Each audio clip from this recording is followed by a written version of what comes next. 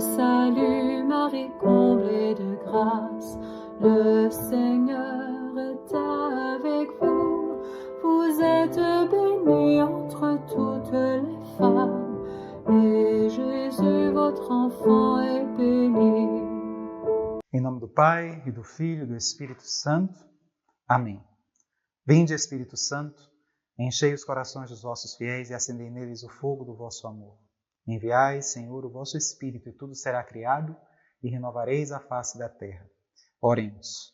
Ó Deus, que instruíste os corações dos vossos fiéis com a luz do Espírito Santo, fazei que apreciemos retamente todas as coisas segundo o mesmo Espírito e gozemos sempre de sua consolação, por Cristo, Senhor nosso. Amém. Nossa Senhora, sede da sabedoria, rogai por nós. Em nome do Pai, e do Filho e do Espírito Santo. Amém. Muito bem, queridos irmãos, mais uma vez estamos aqui na nossa terceira aula para falarmos ainda e continuarmos meditando sobre o desenvolvimento e o avançar da igreja nos seus primórdios, logo nos seus inícios mesmo, a igreja nascente, no seu trabalho, na sua atividade evangelizadora, missionária, tal como nosso Senhor Jesus Cristo havia mandado, diante do mandato do nosso Senhor, ide e evangelizai a todos os povos, até os confins da terra. E se você notar, dentro desse contexto inicial, você percebe que nós ainda estamos ali no processo de evangelização, ainda em Jerusalém. Nós vamos percebendo que é em Jerusalém que começa esse trabalho de evangelização. A princípio, já acontecera a diáspora, a dispersão de alguns judeus para algumas regiões mais distantes, mas o foco ali da evangelização ainda era Jerusalém. Se assim observarmos bem, logo no início, nos inícios dos primeiros capítulos mesmo do livro dos Atos dos Apóstolos. A realidade da vida comunitária, eles tinham ali tudo em comum, partilhavam os bens, celebravam a fração do pão, como eles costumavam se referir. Você vai percebendo esta realidade. No entanto, a evangelização empreendida, liderada ali por São Pedro, ela já estava ganhando vários adeptos. E diante de um discurso de São Pedro, várias pessoas abraçavam a fé, se assim observarmos logo no início mesmo do livro dos Atos dos Apóstolos. Várias pessoas observavam e abraçavam a fé. Se falamos aí em 5.000 pessoas, pelo menos, diante dos discursos de Pedro, além dos milagres que ele empreendia, que eram realizados, nós observamos o milagre do homem coxo, que evidenciou e chamou a atenção das autoridades judaicas, é um milagre um tanto quanto mais ruidoso ali naquele contexto. Observamos toda esta realidade, a prisão de Pedro e de João, logo em seguida também a prisão dos outros apóstolos, tudo isso já evidenciávamos dentro desse contexto. Mas a igreja ia crescendo. Nós precisamos situar aqui o período histórico. Nós estamos falando ainda, mais ou menos aí no período entre 35, 37, ano 40, 41, depois de Cristo. Se assim observarmos, é o contexto em que nós estamos situando um pouco da aula de hoje, em que nós vamos percebendo que a igreja ela vai já crescendo a tal ponto que os apóstolos eles precisam estar envolvidos com a atividade da pregação, com a atividade de realizar de fato milagres, a atividade de anunciar o Cristo, a atividade mesmo de converter o povo judeu a princípio, se assim observarmos. No entanto, existiam algumas tarefas de cunho mais administrativo que eles também tinham que dar conta, vamos dizer assim. Só que eles não podiam ficar debruçados sobre essas realidades administrativas. É aí quando nós percebemos lá no capítulo 6 dos Atos dos Apóstolos, quando vai se ter aí uma realidade do surgimento dos diáconos. Coube a realidade e a iniciativa de Pedro, sempre Pedro, como líder da igreja nascente, de suscitar essa realidade de se eleger pelo menos 7 diáconos para lidar com as questões de ordem de cunho mais administrativo, tendo em vista algumas dissensões que estavam acontecendo entre os judeus de linha mais helenizante, aquela realidade mais helênica, aqueles judeus da diáspora, que muitas vezes eles eram tratados, depois de convertidos, como certos cristãos de segunda ordem, para evitar esse tipo de realidade, esse tipo de formação de casta.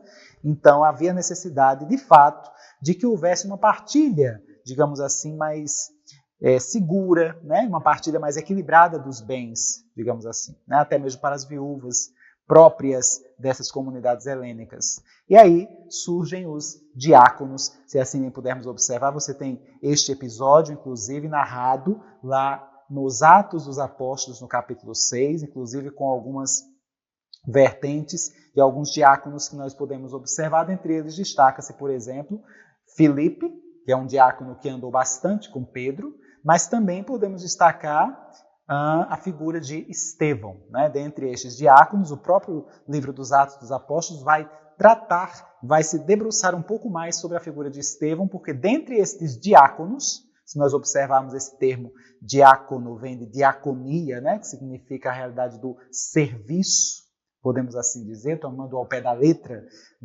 na língua grega, a realidade do serviço, aquele que está disposto a servir. Dentre esses diáconos, nós temos a figura de Estevão, que ganha uma certa relevância diante daquilo que o Senhor vai fazer através dele. Uma alma de fogo, podemos assim dizer, uma alma fervorosa, né? Deus mesmo vai trabalhar no coração deste diácono Estevão uma atividade evangelizadora, podemos assim dizer, com parresia, né? De modo que ele vai anunciar a tal ponto o evangelho que vai de fato incomodar as autoridades. Se nós assim observarmos, ele vai de fato incomodar as autoridades judaicas, né? Se assim observarmos dentro desse contexto. Você vai perceber, por exemplo, que logo no início, a pregação de São Pedro, apesar de ser uma pregação que gerava conversões, mas era uma pregação, se observarmos, de anunciar Jesus Cristo como o Senhor que foi morto, né? Foi crucificado, foi morto e ressuscitou entre os mortos, e isso já gerou uma série de conversões dentro desse contexto. Só que no caso de Estevão já foi um pouco diferente, se assim observarmos. Ele anunciava o Cristo, só que ele dizia que era necessário que houvesse, de fato, uma conversão. Já era mais incisivo nas suas colocações, na sua evangelização. Ele falava diretamente para as autoridades. É Jesus Cristo quem salva e é necessário que vocês se convertam a eles. E isto irritou. E os judeus, se assim observarmos, os doutores da lei, os escribas, os fariseus, os saduceus até, já começavam a ver em Estevão uma ameaça. Ameaça que não viam em São Pedro. Em São Pedro, eles tinham algo como algo mais isolado, até mesmo com relação aos outros apóstolos. Estevão, de fato, até por causa dos milagres que também eram efetivados a partir da oração de Estevão, ele, de fato, chama muito a atenção das autoridades judaicas, né? Se nós observarmos ali em Jerusalém. Isso daí já é motivo suficiente para quererem aprisioná-lo. E, de fato, o aprisionam, como você pode observar também nos Atos dos Apóstolos, no capítulo 6, como no capítulo 7, o discurso que Estevão faz, um discurso belíssimo diante das autoridades judaicas, e você pode bem notar esta realidade. Se você perceber, inclusive, os judeus, as autoridades judaicas, se aproveitam do momento em que o procurador romano de então, Pôncio Pilatos, vai precisar dar satisfações das suas atividades na Palestina, né? na província da Judéia, ele vai precisar dar satisfações de suas atividades a Roma. Então ele se ausenta neste período. O que é que acontece? Os judeus aproveitam a ocasião para matarem ilegalmente, realizarem um julgamento e matarem ilegalmente Estevão. Se você observar, Estevão, ele é posto no sinédrio e lembra muito o julgamento de nosso Senhor Jesus Cristo, quando esteve no sinédrio diante das autoridades judaicas. Você pode observar, se você comparar nos evangelhos, aquilo que está nos evangelhos, diante do julgamento, da prisão de Jesus, você comparar com Estevão, você vai observar algumas semelhanças diante disso, com a diferença de que Estevão, ele vai dar testemunho de Cristo. E diante disso, a realidade da lapidação, né? O castigo da lapidação, a realidade do apedrejamento que Estevão vai sofrer. Ele é atirado para fora do sinédrio e é apedrejado até a morte. Nós observamos toda esta realidade. Ele vê o céu se abrir, né? E mostrar toda aquela realidade. Eu vejo a glória de Deus. Ele vê o Senhor Jesus sentado à direita do Pai, né? Como que uma visão mística, e você observa toda essa realidade que até o próprio livro dos Atos dos Apóstolos vai narrar de forma assim muito bonita, inclusive, se assim observarmos todo esse contexto. É um episódio que leva, você pode observar, que leva Estevão a ser considerado um chamado proto-mártir, né? Ele, primeiro mártir cristão, vamos dizer assim, que realmente testemunhou Jesus Cristo com o seu sangue. Você pode observar realmente nele. Não basta apenas conhecer Jesus e converter-se ao Evangelho, mas é necessário também assumir efetivamente aquela palavra que nosso Senhor mesmo dissera um dia, né? Não se pode remendar uma roupa velha com um tecido novo, né? Porque isso vai prejudicar até o próprio tecido velho. E aquele tecido novo vai se perder. É necessário ser efetivamente um homem novo. Eis a grande mensagem de Estevão enquanto protomártir. Você vai percebendo toda essa realidade diante do seu martírio. Mas aí nós vamos percebendo, diante de tantas realidades, ainda fizeram uma espécie de funeral para ele, né? Os cristãos, vamos dizer assim, recém-convertidos, realmente ficaram de luto, se você assim observar, mas por conta dessa realidade, de fato, a perseguição aos cristãos por parte das autoridades judaicas começa a partir do martírio de Estevão. Você bem pode perceber que existe alguém ali bastante familiar para nós que está ali diante daquele martírio, que é justamente a pessoa de Saulo, né? Que depois vai ganhar mais notoriedade. Ele está apenas ali como um observador, ali como alguém que está auxiliando aquele massacre, mas depois ele mesmo vai começar a liderar efetivamente essa perseguição aos cristãos. Você vai observar toda essa realidade. Você também vai notar que por conta dessa perseguição, muitos cristãos que estavam ali em Jerusalém, eles fogem. Os apóstolos permanecem em Jerusalém, a princípio. Mas os demais cristãos, muitos deles, fogem para outros lugares. Aquilo que muitas vezes imaginava-se que iria ser a derrocada do cristianismo, da igreja nascente, na verdade serviu como algo que alavancou, porque eles foram para outros lugares e é como se a semente tivesse sido lançada para mais longe. Então, este evento desta diáspora, mais uma vez que ocorreu aqui por conta desta perseguição, foi mais um evento que trabalhou justamente essa realidade mesmo de levar a palavra de Deus aos confins da terra, como nosso Senhor realmente havia dito e como de fato ele havia profetizado. Você pode bem notar mesmo que o próprio Filipe, diácono Filipe, ele chega a Samaria. Aí você vai notar que os judeus já não se davam bem com os samaritanos. Você vai perceber esta realidade. A princípio, a pregação evangélica era dada apenas para os judeus. A partir desse momento de dispersão, você vê isso já em Atos dos Apóstolos, no capítulo 8, você já percebe que já existe evangelização na Samaria, entre os samaritanos. Você percebe que nosso Senhor, no início do Evangelho, ele vai dizer justamente o seguinte: é necessário que você possa resgatar as ovelhas perdidas da casa de Israel. Não convém a que a pregação chegue a Samaria, não convém que a pregação chegue aos gentios. A princípio, Jesus diz isso. Era necessário formar uma estrutura sólida entre os judeus para que a partir daí pudesse acontecer um processo de evangelização. E chegou a hora, chegou o momento de que dos judeus, daquela pregação apenas entre os judeus, agora essa pregação podia se estender para os samaritanos, para aqueles que não se davam bem aos judeus. É o que nós observamos aqui no capítulo 8, quando Filipe vai converter, vamos dizer assim, os samaritanos, chega a Samaria, batiza os samaritanos, mas é necessário um dado importante.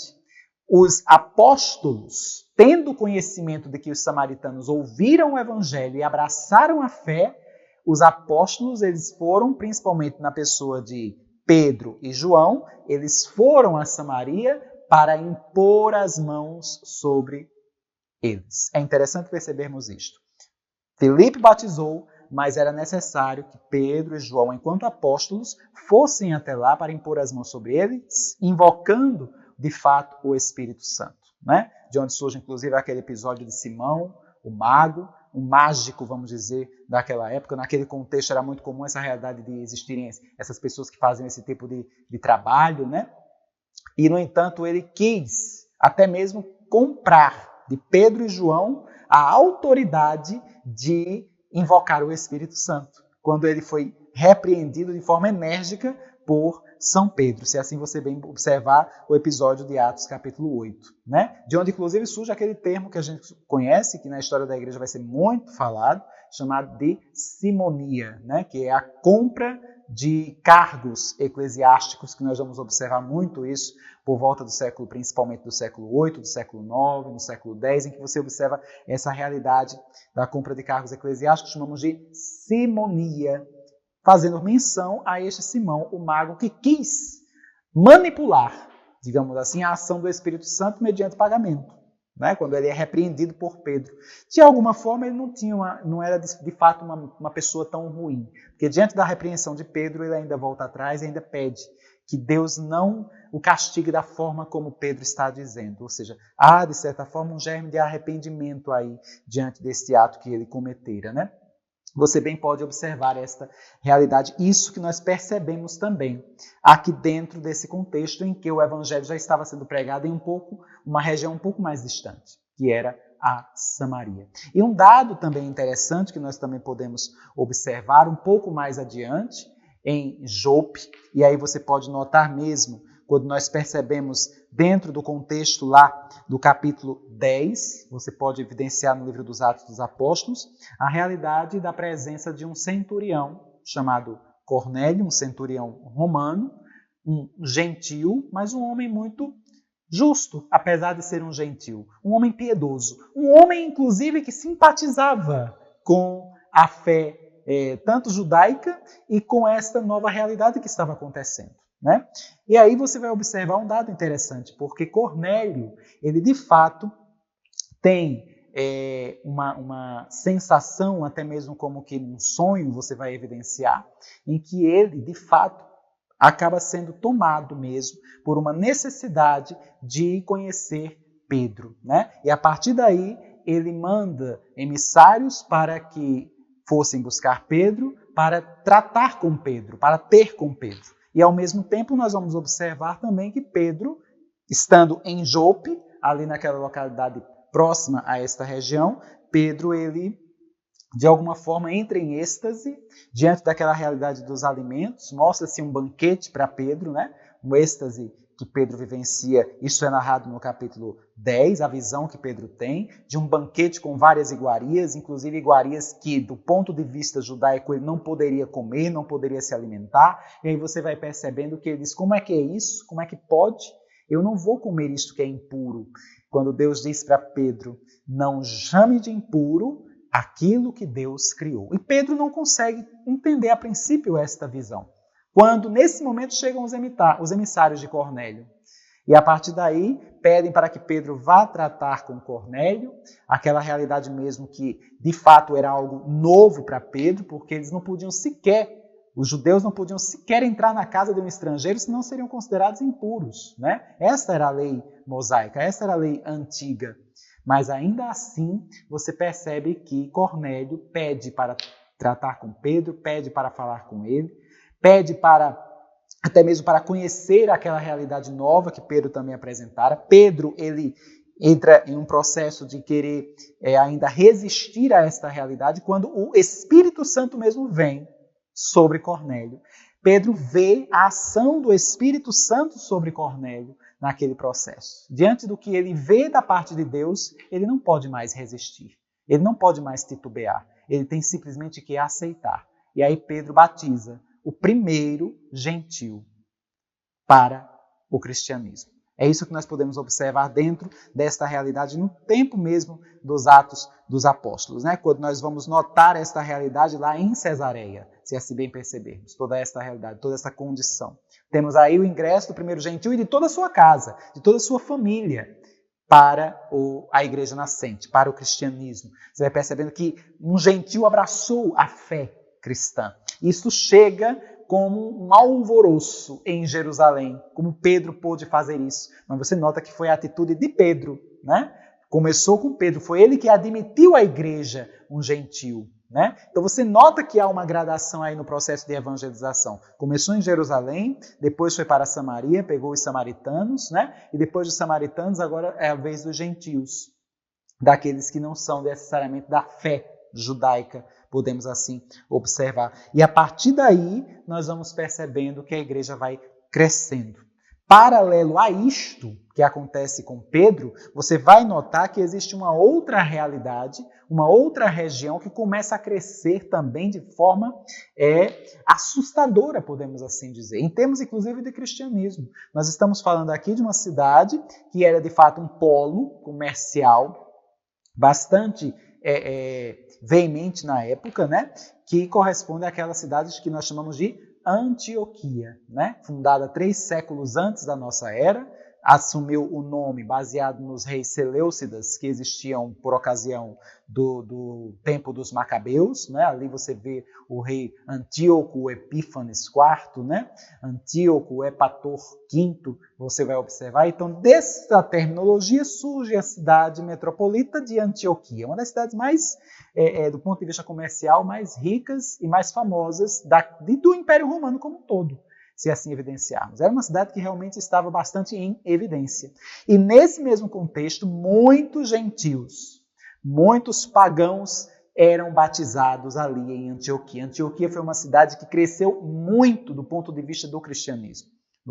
Existiam muitos cristãos ali, e ainda mais, se nós observarmos, a conversão dos gentios era muito diferente da conversão dos judeus. Era uma conversão muito mais rápida, era uma conversão assim muito mais autêntica, porque eles não tinham os apegos ao judaísmo, né? E aí você vai percebendo que a realidade da lei mosaica para aqueles judeus recém-convertidos muitas vezes ainda pesava, mas os helênicos, aqueles gregos, aqueles pagãos que não estavam apegados à lei, vamos assim dizer, eles tinham uma conversão muito mais rápida, uma aceitação do evangelho sem os vícios da antiga lei, vamos dizer, né? E aí a conversão era muito mais rápida, muito mais notória, e a quantidade muito maior, muito mais evidente do que na própria Jerusalém. Antioquia cresceu muito em termos de convertidos, de modo que os apóstolos, vendo esta realidade, claro que eles ficaram também maravilhados com as obras que o Senhor tinha realizado também no meio do povo gentil, mas eles precisavam de alguém que pudesse ajudar, que pudesse nortear ali, né? É daí quando escolhem, de fato, um homem justo, um homem piedoso, né? Que veio lá da ilha de Chipre, chamado Barnabé, e Barnabé vai até Antioquia justamente para ir instruindo aquele povo, né? Instruindo aquela realidade. Só que, mesmo assim, nós vamos perceber que Barnabé ainda não conseguia lidar com todas as situações, porque a igreja realmente vinha crescendo, né? E muito ali em Antioquia. Ela vai realmente ser um grande polo de evangelização. Você vai perceber mesmo que as próprias viagens de São Paulo são partidas de Antioquia. São Paulo parte de Antioquia, por exemplo, na sua primeira viagem, na sua segunda viagem, né? Ele retorna sempre a Antioquia. Antioquia passa a ser um polo comercial. E aí você vai percebendo, não só comercial, mas também um polo de evangelização, né? Como foco ali de evangelização. É ali em Antioquia onde os cristãos, vamos dizer, né? Passam a ser chamados efetivamente de cristãos. É em Antioquia, se assim bem observarmos. E enquanto isso, quando nós já vamos percebendo aí na década de 40 do primeiro século, o aspecto evangelizador de Jerusalém, ele já vai começando a diminuir, vai começando a apresentar um certo arrefecimento ali da fé. É como se não houvesse mais um progresso na fé em Jerusalém. Eles começam, digamos, a arrefecer, vamos dizer assim, a fé em Jerusalém. Enquanto que Antioquia, a fé era efervescente, se assim percebermos aquela realidade dentro daquele contexto. Isso nós percebemos e nesta cidade, né? Tamanho crescimento que vai acontecendo no caráter evangelizador, que Barnabé realmente vai precisar de ajuda para lidar com as circunstâncias que vão surgindo em Antioquia. Daí ele vai e busca lá em Tarso, na Cilícia, ele vai buscar uma alma que já tinha se convertido há alguns anos, né? E depois vamos estar falando sobre ele, que é justamente a figura de Paulo de Tarso, natural de Tarso, na Cilícia, mas aí você vai observar que ele vai ser, digamos assim, recrutado, digamos assim, né? Com Barnabé para a evangelização e a normatização, podemos assim dizer, né? Da evangelização em Antioquia. É inclusive dessa cidade que Paulo vai sair nas suas primeiras viagens, se assim observarmos, né? De alguma forma, Paulo ele vai se manifestar a tal ponto que acaba, de certa forma, eclipsando, digamos assim, a figura de Barnabé, que Barnabé começa lá em Antioquia, chama Paulo e de repente Paulo é quem protagoniza todos os eventos, né? Barnabé ele fica mais na surdina, digamos assim, eclipsado, né? Alguns historiadores vão até falar, ele fica como que num eclipse ante o caráter evangelizador de Paulo, né? Então é interessante percebermos essa realidade. Enquanto isso, nós vamos percebendo, nós vamos notando que Jerusalém vai decaindo de alguma forma, né? Sobre essa realidade mesmo da condição de Pedro.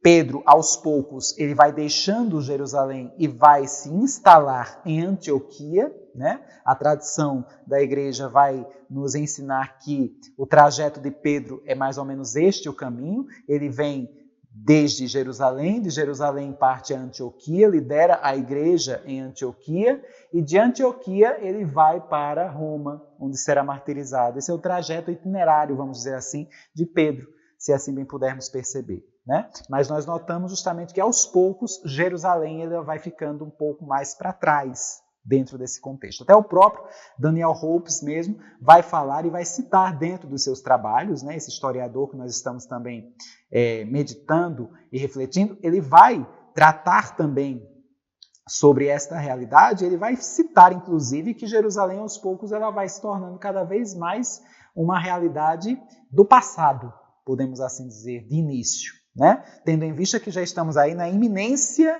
da sua destruição pelo Império Romano. Se assim observarmos, ela vai ser destruída mais ou menos arruinada, né? Vamos dizer assim, mais ou menos por volta do ano 70. Então nós vamos percebendo que ela vai diminuindo lá, arrefecendo aquele contexto da fé, né? Vai ser colocado sobre o Calvário, inclusive, ser instalado um trono de um deus pagão, né? Mesmo no Calvário, tronos de Vênus, né? Uma espécie de átrio atribuído a Vênus, a deusa Vênus, ali no próprio Gólgota. Então você vai percebendo que aos poucos Jerusalém vai sucumbindo à realidade de Roma. Mas Daniel Hopes ele chama a atenção, de alguma forma, para algumas vertentes com relação a esta realidade. Principalmente quando ele fala o seguinte, ele diz assim: seja como for, maravilhosamente situada, para que a palavra se projetasse em todas as direções. Ele está falando aqui de Antioquia. Antioquia vai desempenhar um papel fundamental num momento em que se torna necessário ampliar a propaganda cristã. A irradiação proveniente de Jerusalém era suficiente para que o evangelho chegasse a Samaria e ao Saron. No futuro, seria preciso partir para o assalto ao mundo helênico, ou seja, a realidade do mundo grego, e de lá se atingiria Roma.